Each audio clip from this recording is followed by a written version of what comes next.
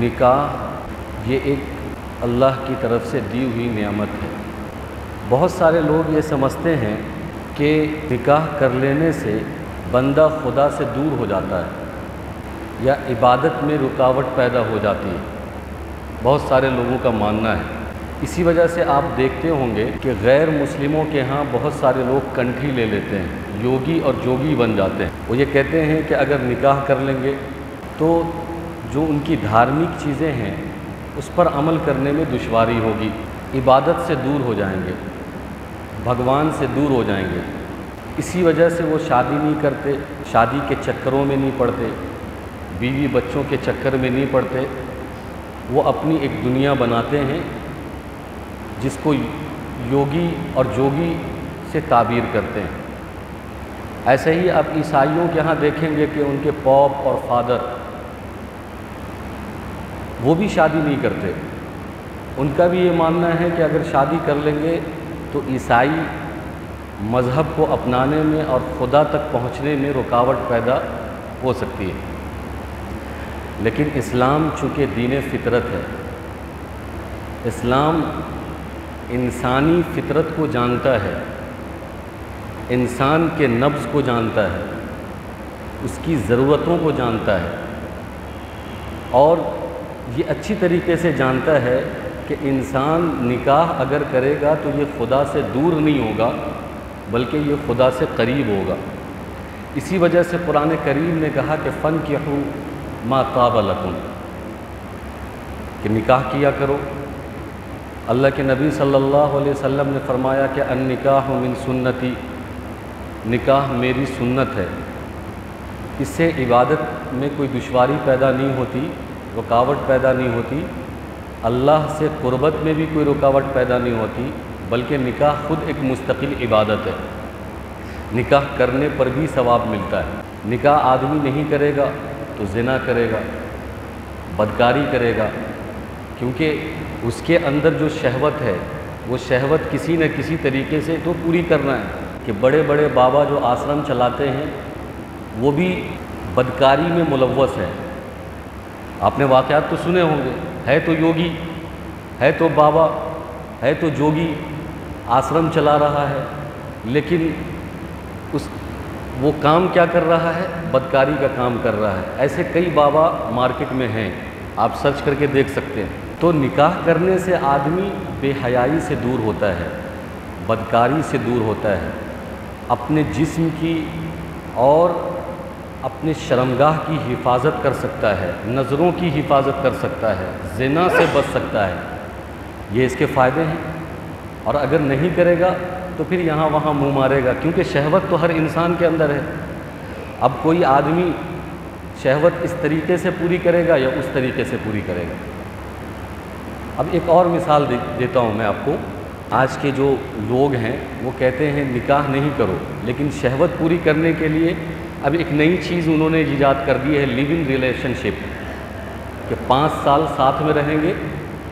10 سال ساتھ میں رہیں گے، کسی گھر میں لڑکا اور لڑکی دونوں مل کے نکاح نہیں کریں گے، کیونکہ نکاح کریں گے تو ذمہ داری آئے گی، ایک دوسرے کا نان و نفقہ ادا کرنے پڑے گا، ایک دوسرے کی ذمہ داری ادا کرنی ہوگی۔ اس ذمہ داری سے ہم ہٹنا چاہتے ہیں، لیکن لیو ان ریلیشن شپ، تو یہ کوئی لیو ان ریلیشن شپ کوئی بہت اچھی چیز نہیں ہے، یہ بھی بدکاری کا ایک نام ہے، یہ بھی بے حیائی کا ایک نام ہے کہ نکاح نہیں ہو رہا، نوجوان لڑکے اور لڑکیاں آپس میں رہ رہے ہیں، بدکاری کر رہے ہیں، بے حیائی کر رہے ہیں۔ تو بہرحال میں آپ سے یہ کہہ رہا تھا کہ نکاح یہ عین فطرت ہے، مسلمانوں کے لیے بھی، سارے انسانوں کے لیے بھی یہ اس کی ضرورت ہے۔ اس لیے قرآن نے بھی حکم دیا ہے اور اللہ کے نبی صلی اللہ علیہ وسلم نے بھی یہ ارشاد فرمایا کہ النکاح من سنتی۔ مجبوری کی حالت میں میاں بیوی کا جو رشتہ ہے اس کو اگر ختم کرنا ہم چاہتے ہیں تو 3 راستوں سے ختم کر سکتے ہیں۔ ایک تو طلاق ہے جس کا حق مردوں کو دیا گیا ہے، ایک خلا ہے جس کا اغلب حصہ جو ہے وہ عورتوں کو دیا گیا ہے، لیکن اس میں بھی یہ نہیں کہ پورا کا پورا حق عورتوں کو دے دیا گیا، بلکہ ایسا ہے کہ اس میں شوہر اور بیوی کی آپسی آمادگی اور رضامندی کے ساتھ اگر خلا ہو رہا ہے تو ایک رشتہ یہاں اس قسم سے بھی ختم ہو سکتا ہے۔ اور تیسرا ہے فسخ، یعنی کوئی شوہر ایسا ظالم ہے اور جابر ہے کہ جو نہ طلاق دینے کے لیے تیار ہے اور نہ خلا کرنے کے لیے تیار ہے، اس کی زندگی کو اجیرن بنایا ہوا ہے، تو ایک رشتہ ہے فسخ کا۔ اور فسخ کا مطلب ہے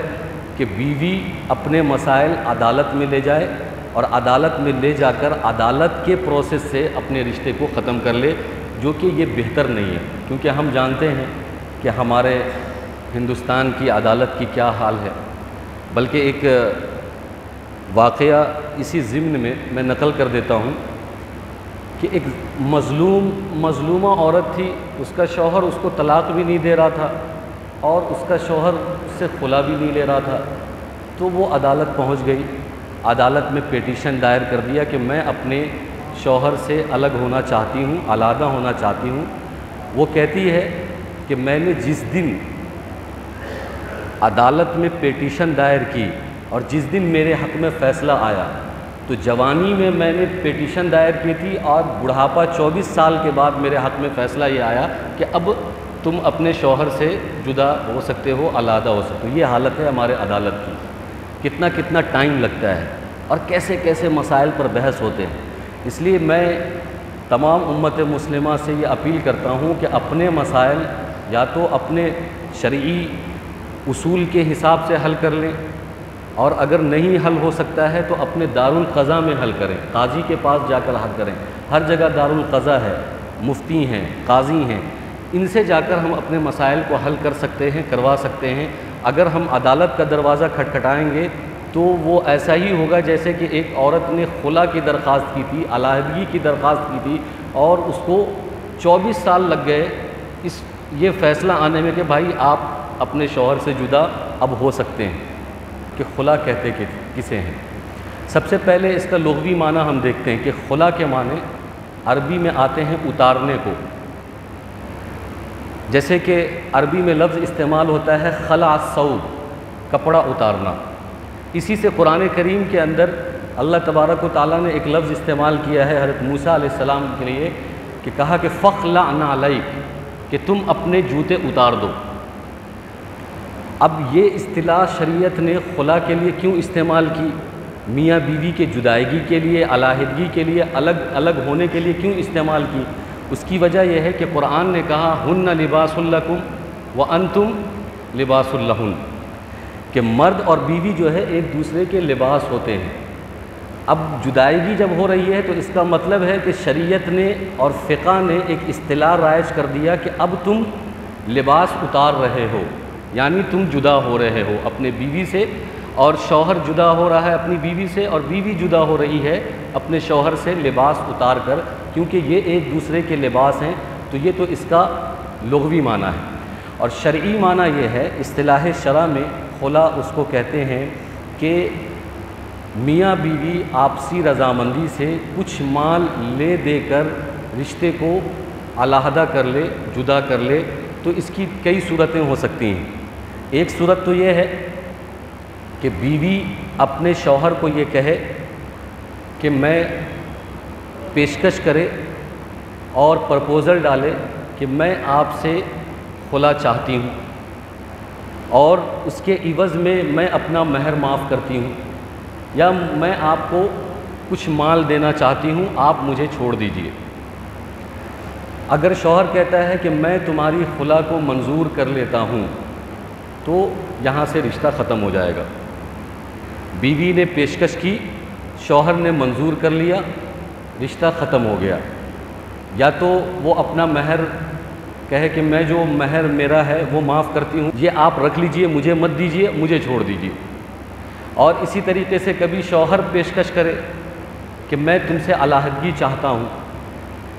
میں تم کو طلاق دینا چاہتا ہوں، اور اس کے عوض میں جو مہر ہے وہ مہر تم کو میں نہیں دوں گا، تو بیوی اگر راضی ہو جاتی ہے، بیوی منظور کر لیتی ہے، تو بھی رشتہ ختم ہو جائے گا۔ طلاق کے لفظ سے بھی رشتہ ختم ہو سکتا ہے، خلا کے لفظ سے بھی رشتہ ختم ہو سکتا ہے، لیکن ان دونوں کا نام خلا ہی پڑے گا۔ شوہر اگر یوں کہے کہ میں تم کو مہر نہیں دوں گا، میں تم کو طلاق دینا چاہتا ہوں، بیوی نے منظور کر لیا، مطلب ہے کہ خلا ہو گیا۔ بیوی پیشکش کرے، کہے کہ میں آپ سے خلا چاہتی ہوں اور آپ میرا مہر مجھے نہیں دیجیے گا، اسی کے عوض جو ہے میں آپ سے خلا چاہتی ہوں، شوہر نے کہا کہ میں نے آپ کا خلا منظور کر لیا، تو بھی رشتہ ختم ہو جائے گا اور خلا منظور ہو جائے گا، دونوں صورتوں میں خلا ہی ہوگا۔ اور خلا کے احکام یہ ہیں کہ اس سے طلاق بائن پڑے گی، یعنی اس سے نکاح ختم ہو جائے گا۔ اگر شوہر پھر سے اس کے نکاح میں آنا چاہتا ہے تو پھر اس کو نکاح کرنا پڑے گا، رجعت کا حق نہیں ہوگا۔ جیسے کہ آپ نے طلاق رجعی میں سنا ہوگا کہ اگر کسی شوہر نے اپنے بیوی کو طلاق دے کر، ایک طلاق صریح دے کر جدا کیا یا 2 طلاق صریح دے کر جدا کیا، الگ کیا، تو اس کو عدت کے ایام میں رجوع کرنے کا، واپس بلانے کا حق ہوتا ہے، لیکن خلا میں ایسا نہیں ہوگا۔ اگر خلا سے رشتہ ختم ہوا ہے تو اس کو رجوع کرنے کا حق نہیں ہوگا، بلکہ اگر وہ پھر سے نکاح کرنا چاہتا ہے تو عدت گزارنے کے بعد وہ یا تو کسی دوسرے مرد سے نکاح کرے یا اسی مرد سے نکاح کرے، نیا نکاح، نئے سرے سے، جو گواہان ہوں گے، گواہان کی موجودگی میں جیسے پہلا نکاح ہوا تھا ایسے ہی دوسرا نکاح بھی ہوگا۔ لیکن یہاں پر جو آج خلا کو مذاق لوگ بنا لیے ہیں، آج یہ چل رہا ہے سماج میں کہ بیوی بس شوہر سے جان چھڑانا چاہتی ہے، وہ شوہر کے انڈر میں رہنا نہیں چاہتی۔ شوہر کا کوئی قصور نہیں ہے، شوہر ٹھیک ہے، دیندار ہے، حیا دار ہے، پردے دار ہے، اپنی بیوی کو حیا اور پاک دامنی کے ساتھ رکھنا چاہتا ہے، نان و نفقے کے ساتھ رکھنا چاہتا ہے اور اس کو عزت کے ساتھ رکھنا چاہتا ہے۔ جو وہ کماتا ہے یا جو اس کی روزی ہے اسی کے بقدر اپنی بیوی کو عزت کے ساتھ رکھنا چاہتا ہے۔ لیکن آج کل کی بیویاں چونکہ تھوڑا ماڈل ہے اور بہت لمبی سوچ رکھتی ہیں، لمبے سپنے وہ ڈرامے میں اور سیریل میں دیکھ کر لمبے سپنے رکھنے کے بعد تو آج ایک یہ ماحول بنا ہوا ہے کہ وہ بار بار خلا کا تقاضا کرتی ہے۔ تو یہاں پر خلا کی حوصلہ افزائی نہیں کی جائے گی۔ جس طریقے سے میں نے آپ سے یہ کہا تھا کہ طلاق بھی کوئی اچھی چیز نہیں ہے، اگر مرد کو طلاق کا حق شریعت نے دیا ہے تو اس کا مطلب یہ نہیں ہے کہ اب وہ فرعون بن جائے اور جب مرضی ہو وہ اپنی بیوی کو طلاق دے دے۔ اس کے پروسیس ہیں اور اس کے طریقے ہیں، بات سمجھانے کے، حل کرنے کے اور کسی طریقے سے مسائل کو حل کرنے کے بہت سارے پروسیس ہیں، اس میں آ جائے اور جب بات نہ بنے پھر طلاق دے۔ ایسا نہیں کہ جب مرضی آیا طلاق دے دیا۔ تو طلاق کی بھی حوصلہ افزائی کوئی نہیں کر سکتا اور یہ نہیں کہہ سکتا کہ یہ بہت اچھی چیز ہے۔ تو ٹھیک اسی طریقے سے خلا کی بھی حوصلہ افزائی ہم نہیں کر سکتے کہ یہ بہت اچھی چیز ہے۔ ہر وہ چیز جو رشتے میں درار ڈالے، ہر وہ چیز جو میاں بیوی کے درمیان تفرقہ ڈالے، رشتے کو بدنام یا بیکار کرے، وہ اچھی چیز نہیں ہے۔ آج کل تو آپ نے یہ بھی دیکھا ہوگا کہ لوگ تیسرا آدمی یہ چاہتا ہے کہ یہ دونوں کے درمیان، شوہر اور بیوی کے درمیان محبت نہ رہے، شوہر بیوی کا رشتہ مضبوط نہ رہے۔ بسا اوقات خود ماں باپ ہی بیٹی کے دشمن بن جاتے ہیں، شوہر کے خلاف کان بھرتے رہتے ہیں بیٹیوں کو کہ تمہارا شوہر پہ نگاہ رکھا کرو، تمہارا شوہر کہاں جاتا ہے، کتنا کماتا ہے، اپنی ماں کو کتنا دیتا ہے، اپنی بہن کو کتنا دیتا ہے، خاندان میں کیا ایکٹیویٹیز اس کی چل رہی ہے، پورا نگاہ رکھا کرو، اس کی جاسوسی کرو۔ یہ ماں باپ بیٹی کو سکھا کر بھیجتی ہے۔ تو ماں باپ ہی اپنے بیٹی کے رشتے کے دشمن ہیں۔ ایک جگہ ایسا بھی دیکھا جاتا ہے، بہت ساری جگہوں پر دیکھا جاتا ہے کہ پڑوسی شوہر کے خلاف بیویوں کا کان بھر رہی ہیں۔ بہت ساری جگہوں پر یہ دیکھا جا رہا ہے کہ دوست مرد کو بیوی کے خلاف کان بھر رہا ہے۔ تو اللہ کے نبی صلی اللہ علیہ وسلم نے فرمایا کہ ہر وہ آدمی جو میاں بیوی کے رشتے میں دراڑ ڈالنے کی کوشش کرتا ہے یا دوری پیدا کرنے کی کوشش کرتا ہے وہ شیطان ہے، شیطان ملعون ہے، کوئی بھی ہو۔ ہونا تو یہ چاہیے کہ اب شادی ہو گئی ہے تو اسلام کا تقاضا یہ ہے، اسلام ہمیں یہ حکم دیتا ہے کہ بھائی جب کوئی تیسرا آدمی اس کے پاس میاں بیوی کے مسائل جائیں یا میاں بیوی کی کوئی بات پہنچے، کمپلین پہنچے، تو وہ اپنی طرف سے پوری کوشش کرے کہ اس کو کس طریقے سے ہم ملائیں، کس طریقے سے اس کے رشتے کو سازگار بنا دیں، کس طریقے سے اس کے مسئلے کو حل کر دیں۔ یہ نہیں کہ اور اس میں آگ ڈال دیا جائے، یہ نہیں کہ اس میں اور پھونک مار دی جائے، یہ نہیں کہ اس میں اور تیل چھڑک دیا جائے تاکہ جو رشتہ 30 سال میں ختم ہونے کا تھا وہ 3 دن میں ختم ہو جائے۔ ایسا لوگ کر رہے ہیں، سماج میں ایسے لوگ موجود ہیں جو میاں بیوی کے درمیان تفرقہ ڈالنا چاہتے ہیں، اور کتنے رشتے کو برباد کر دیا ہے، کتنے میاں بیوی کے رشتے کو برباد کر دیا ہے۔ بیویاں مطلقہ ہو کر بیٹھی ہوئی ہیں، رو رہی ہیں میکے میں بیٹھ کر، مطلقہ ہو کر بیٹھی ہوئی ہیں، ان کو پچھتاوا ہوتا ہے اس وقت جب ان کا گھر ٹوٹ جاتا ہے، طلاق پڑ جاتی ہے، خلا ہو جاتا ہے، فسخ ہو جاتا ہے، علیحدگی ہو جاتی ہے، تو اب رونے سے کیا فائدہ، اب تو سب چیز برباد ہو گئے۔ اس لیے تیسرا آدمی اگر کوئی بیچ میں آتا ہے تو اس کو چاہیے کہ بھائی کسی طریقے سے دونوں کے مسائل کو حل کیا جائے، کسی طریقے سے میاں بیوی کے رشتے کو بچایا جائے تاکہ وہ آپس میں استقامت کے ساتھ، جمودگی کے ساتھ پوری زندگی ساتھ رہ سکے، یہ نہ کہ اس میں تیل اور گھی ڈال کر رشتے کو ختم کیا جائے۔ اور ایک بات اور ہمیں سمجھنی چاہیے کہ پیرنٹس ہونے کی حیثیت سے کہ ہم لڑکے کے ماں باپ ہوں یا لڑکی کے ماں باپ ہوں، ہم اپنے لڑکے کو بھی تھوڑا فریڈم دیں اور ہم اپنی لڑکی کو بھی تھوڑا فریڈم دیں، دونوں کو فریڈم دیں۔ جب نکاح ہو چکا ہے تو ظاہر ہے کہ وہ عاقل تھے، بالغ تھے، سمجھدار تھے، تب آپ نے اپنے لڑکے کا نکاح کیا ہے۔ لڑکی عاقل تھی، بالغ تھی، سمجھدار تھی تو آپ نے اپنی لڑکی کا نکاح کیا ہے۔ تو آپ ان کو فریڈم دیں، ان کو اپنے اعتبار سے میاں بیوی کا رشتہ چلانے دیں، چلنے دیں، ہر چیز میں انٹرفیئر نہ کیا کریں کہ تمہارا شوہر کیسے تم کو رکھتا ہے۔ یہ جو لڑکیاں میکے آتی ہیں اور جو لڑکیاں اپنے ماں باپ سے شوہر کی یا سسرال والے کی شکایت کرتی ہیں تو ماں باپ کو اس وقت چاہیے کہ اپنی ہی بیٹی کو سمجھائے، اپنی بیٹی کو بتائے کہ بھائی اصل گھر تو تمہارا وہ ہے، وہاں کے لوگوں کی عزت کرنا سیکھو، وہاں کے جو ساس سسر ہیں ان کی خدمت کرو، اپنے شوہر کی اطاعت کرو، شوہر کے آگے جو ہے زبان درازی نہ کرو، شوہر کے خلاف نہ جاؤ، شوہر جیسا کہتا ہے ویسا کرو، یہی تمہاری دنیا ہے، یہی تمہارا مجازی خدا ہے۔ ماں باپ کو ایسا سمجھانا چاہیے، لیکن ماں باپ یہ نہ سمجھا کر یہ سمجھاتے کہ نہیں بیٹی برداشت نہیں کرنا، تمہارے پاس تم شوہر کو یا شوہر کے خاندان کے۔ میں آپ کو یہ بات بتا دوں کہ میں کسی پکش میں نہیں ہوں، نہ شوہر کے پکش میں ہوں نہ بیوی کے پکش میں ہوں۔ ایسا مت سمجھیے گا کہ میں شوہر کی طرفداری کر رہا ہوں اور بیوی کی نہیں کر رہا، میں دونوں کی بات کر رہا ہوں، دونوں کے پیرنٹس کی بات کر رہا ہوں کہ دونوں کے پیرنٹس کو ذمہ دار ہونا چاہیے اور دونوں کے پیرنٹس کو فریڈم دینا چاہیے، اور دونوں پیرنٹس اپنے، اگر لڑکا والے ہیں تو وہ اپنے بیوی کے بارے میں اور اپنے بہو کے بارے میں اپنے بیٹے کو سمجھائے کہ دیکھو اس طرح سے ظلم نہ کرو، اس طرح سے بیوی کو ستایا نہ کرو، اس طرح سے گھر لیٹ آیا نہ کرو، تھوڑا وقت جو ہے اپنے بیوی کو بھی دیا کرو، کام دھندا تو تم کرتے ہو ٹھیک ہے، کبھی کبھی اپنی بیگم کو گھما بھی دیا کرو، کبھی کبھی اس کے ساتھ ہنسی مذاق بھی کر لیا کرو، کبھی کبھی اس کے ساتھ تفریح بھی کر لیا کرو۔ یہ ماں باپ کی ذمہ داری ہے سمجھانے کی۔ اسی طریقے سے بیوی کو بھی سمجھایا جائے کہ بھائی آپ کا شوہر مجازی خدا ہے، بلکہ ہم علماء نے یہ مسئلہ لکھا ہے کہ اگر شوہر اپنی بیوی سے یہ کہتا ہے کہ تم کو میکے نہیں جانا، تم کو ماں باپ سے بات نہیں کرنی، یہ گرچہ کہ یہ ظلم ہے، یہ اچھی چیز نہیں ہے کہ کوئی بیوی پر اتنا ظلم کر دے کہ بھائی تم اپنے ماں باپ سے، میکے والے سے بات نہیں کرو گی، یا ماں باپ کے گھر نہیں جاؤ گی، تم اپنے بھائی بہن سے بات نہیں کرو گی، تم اپنے رشتہ دار سے بات نہیں کرو گی۔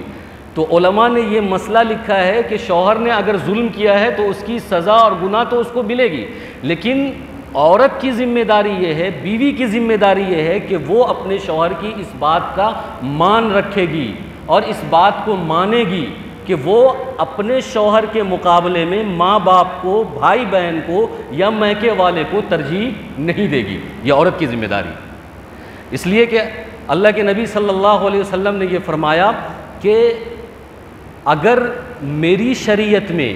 اگر کسی کو سجدہ کرنا جائز ہوتا تو میں بیویوں کو یہ حکم دیتا کہ وہ اپنے شوہر کو سجدہ کرے، یعنی شوہر اس کا مجازی خدا ہوتا ہے۔ تو کل ملا کے بات یہ ہے کہ ہمیں پوری کوشش یہ کرنی چاہیے، ہم چاہے کسی بھی رول میں ہوں، بیٹے کے رول میں ہوں، باپ کے رول میں ہوں، یا شوہر کے رول میں ہوں، بیوی کے رول میں ہوں، ساس کے رول میں ہوں، سسر کے رول میں ہوں، پڑوسی کے رول میں ہوں، دوست احباب کے رول میں ہوں، کوشش یہ کرنی چاہیے کہ میاں بیوی کا رشتہ زیادہ سے زیادہ بہتر بن سکے، زیادہ سے زیادہ مضبوط بن سکے۔ دڑار ڈالنے کی کوشش نہیں ہونی چاہیے، رشتہ کو ختم کرنے کی کوشش نہیں ہونی چاہیے، ورنہ اللہ کے نبی صلی اللہ علیہ وسلم نے فرمایا کہ ایسے لوگ شیطان ہیں، ملعون ہیں، جو لوگ میاں بیوی کے درمیان خلا کروانا چاہتے ہیں یا میاں بیوی کے درمیان درار ڈالنا چاہتے ہیں اور رشتے کو ختم کرنا چاہتے ہیں۔ میں ایک آخری بات کہہ کر اپنی بند کرتا ہوں کہ اگر کوئی شوہر بیوی کا پرپوزل ایکسیپٹ نہیں کر رہا ہے خلا میں، کیونکہ خلا میں بیوی نے پرپوزل دیا، پیشکش کی اپنے شوہر کو کہ وہ تنگ آ گئی، اس کو ایسا لگ رہا ہے کہ قرآن کہتا ہے فَإِنْ خِفْتُمْ أَلَّا يُقِيمَا حُدُودَ اللَّهِ، اس کو لگ رہا ہے کہ اس مرد کے ساتھ اگر میں زندگی گزاروں گی تو اللہ کے حدود کو قائم نہیں کر سکتی، نکاح کے تقاضے کو پورا نہیں کر سکتی، نکاح کے مقاصد کو پورا نہیں کر سکتی، کیونکہ یہ مرد سنبھلنے کا اور سمجھنے کا نام نہیں لے رہا ہے، اتنا ہی پیکڑ ہے، اتنا ہی سست ہے، اتنا ہی ستکڑ ہے، کتنا بھی سمجھا لیا جائے نہ یہ کام کو جاتا ہے، نہ بیوی کا خرچ اٹھاتا ہے، نہ بچے کا خرچ اٹھاتا ہے، اور بیوی کو بھکاری بننے پر مجبور کر دیا ہے اور ذلیل بنا کر رکھ دیا ہے۔ بیوی نے سارا راستہ اپنا لیا تو اب وہ کہتی ہے کہ میں تمہارے ساتھ نہیں رہنا چاہتی، میں خلا لینا چاہتی ہوں، تم مجھے خلا دے دو یا طلاق دے دو، میں اپنا مہر معاف کرتی ہوں۔ لیکن شوہر پیکڑ ہے، شرابی ہے، بے روزگار ہے، وہ چاہتا ہے کہ اسی طریقے سے یہ پورا ڈرامہ پوری زندگی چلتا رہے، وہ خلا لینے کے لیے بھی تیار نہیں ہے، طلاق دینے کے لیے بھی تیار نہیں ہے۔ تو یہ بات اچھی طریقے سے سمجھیں کہ طلاق اور خلا میں یہ فرق ہے کہ طلاق اگر شوہر اپنی بیوی کو دیتا ہے تو اس میں بیوی کی رضامندی ضروری نہیں ہے، لیکن بیوی اگر خلا شوہر سے لینا چاہتی ہے تو اس میں شوہر کی رضامندی ضروری ہے۔ جب تک وہ اس پرپوزل کو، اس پیشکش کو ایکسیپٹ نہیں کرے گا، خلا مانا ہی نہیں جائے گا، خلا کا وجود ہی نہیں ہوگا۔ تو اب شوہر ظالم ہے، پیکڑ ہے، مانتا ہی نہیں ہے، نہ خلا دینے کے لیے تیار ہے اور نہ ہی طلاق دینے کے لیے تیار ہے۔ تو ایسی صورت میں بیچاری مظلومہ بیوی کے ساتھ کیا ہوگا؟ تو علماء نے مسئلہ یہ لکھا ہے کہ وہ دارالقضا جائے، قاضی صاحب کے پاس جائے، اور امام مالک رحمۃ اللہ علیہ کے فقہ کے اعتبار سے قاضی صاحب حکم مستحکم کو متعین کریں گے، دونوں کی تفصیلات کو اچھی طریقے سے سنیں گے، سننے کے بعد وہ دیکھیں گے کہ کس کی غلطی ہے اور کس کی غلطی نہیں ہے۔ اگر واقعی شوہر کی غلطی ہے تو قاضی صاحب کا جو حکم ہوگا وہ ان سے کہے گا کہ بھائی ایسا کرو، تم طلاق دے دو اور اس کا مہر جو ہے تم رکھ لو، مہر نہیں دینا، یا کوئی اور چیز اس کے عوض میں پیسہ ویسا لے کر اس کو چھوڑ دو، طلاق دے دو۔ وہ قاضی اور قاضی کے حکم کی بھی بات نہیں مان رہا ہے، تو امام مالک رحمۃ اللہ علیہ کے فقہ کے اعتبار سے یہ مسئلہ ہے کہ قاضی اور اس کے حکم کو یہ حق حاصل ہوگا کہ وہ دونوں کے درمیان فسخ کر دے، جدا کر دے۔ میں بار بار یہ بات اس لیے کہہ رہا ہوں امام مالک رحمۃ اللہ علیہ کے حوالے سے، اس لیے کہ امام اعظم ابو حنیفہ رحمۃ اللہ علیہ کا مسئلہ یہ ہے کہ قاضی کو بھی حق نہیں ہوگا جب تک شوہر راضی نہیں ہوگا، خلا کے لیے جب تک شوہر راضی نہیں ہوگا خلا کا وجود ہی نہیں ہوگا۔ امام ابو حنیفہ رحمۃ اللہ علیہ کا مسئلہ ہے، قاضی کے حکم کو بھی یہ حق حاصل نہیں ہوگا، لیکن مجبوری کے تحت آج کے دور میں دارالقضا کے اندر اس مسئلے میں امام مالک رحمۃ اللہ علیہ کے فقہ پر عمل کیا جاتا ہے۔ جتنا بھی آپ دیکھ رہے ہیں بہار اور پورے ہندوستان کے اندر جو دارالقضا چلتا ہے، تو امام اعظم ابو حنیفہ کا تو مسئلہ یہ ہے کہ جب تک شوہر راضی نہیں ہوگا اس وقت تک خلا نہیں ہوگا۔ تو اس مسئلے پر عمل کرنا تھوڑا دشوار تھا، اسی وجہ سے آج کے دور کے بڑے بڑے ائمہ اور مفتیان کرام اور قاضی و قضات نے یہ مل کر اجماعی اور اتفاقی فیصلہ کیا ہے کہ آج کا دارالقضا کا فیصلہ اس طریقے سے ہوگا کہ امام مالک کی جو فقہ ہے، امام مالک کہتے ہیں کہ اگر شوہر راضی نہیں تو کوئی بات نہیں، قاضی کو حق ہے اور قاضی کے حکم کو حق ہے کہ میاں بیوی کے درمیان وہ خلا کر دے، کیونکہ وہ ظالم ہے، وہ بیوی کی بات سنتا نہیں ہے، بیوی کا حق ادا بھی نہیں کرتا اور طلاق بھی نہیں دے رہا ہے اور خلا بھی نہیں دے رہا ہے۔ تو یہ پوری زندگی ایسا نہیں چلے گا، اس لیے آج کے دور میں امام مالک کی فقہ پر عمل کیا جاتا ہے۔ اور بھی بہت ساری باتیں ہیں، اللہ تبارک و تعالی ہم سب کو انہی چند بات پر عمل کرنے کی توفیق عطا فرمائے۔ آمین۔ وآخر دعوانا ان الحمدللہ رب العالمین۔